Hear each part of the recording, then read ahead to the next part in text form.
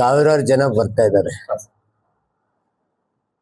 ವಿಶೇಷವಾಗಿ ಮೇಟಿಯವರ ಅಭಿಮಾನಿಗಳು ಮತ್ತೆ ಬಿಜೆಪಿಯನ್ನು ತೊರೆದು ಹೋದ ಸಲನೇ ಇಂಡಿಪೆಂಡೆಂಟ್ ನಿಂತಿದ್ದಂಥ ಮಲ್ಲಣ್ಣ ಚರಂತಿಮಠ ಅವರು, ಒಕ್ರಾಣಿ ಅವ್ರ ಜೊತೆಗೆ ನಮ್ಮ ಅಧ್ಯಕ್ಷರು ಎಲ್ಲ ಕಡೆ ನಾವು ವರ್ಕ್ ಮಾಡಿದ್ದೀವಿ. ಎಂಟೈರ್ ವಾತಾವರಣ ನೋಡಿದಾಗ ಜನ ಹೆಚ್ಚಿಗೆ ಸೇರ್ತಾರೆ. ಚುನಾವಣೆ ನಮ್ಮ ಪರವಾಗಿದೆ. ಕಾರಣ ಏನಂದ್ರೆ ನಾವು ಮಾಡ್ತಕ್ಕಂಥ ಕೆಲಸಗಳು, ನಾವು ಮಾಡ್ತಕ್ಕಂಥ ಅಭಿವೃದ್ಧಿ ಕೆಲಸಗಳು ಹಾಗೂ ರಾಜ್ಯ ಸರ್ಕಾರದ ಪಂಚ ಗ್ಯಾರಂಟಿಗಳು ನಮ್ಮನ್ನು ಕೈ ಹಿಡಿತಾ ಇದ್ದಾವೆ.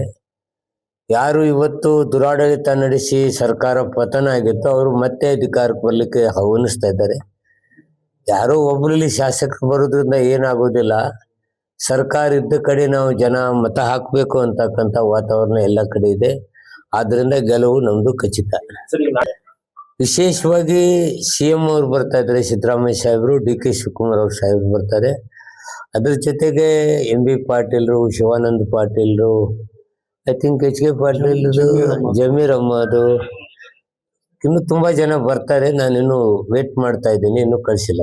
ಪ್ರಚಾರ ಯಾವಾಗಿಂದ ಸ್ಟಾರ್ಟ್ ಆಗುತ್ತೆ? ಪ್ರಚಾರ ಚಾಲು ಅಲ್ಲ ಇದು.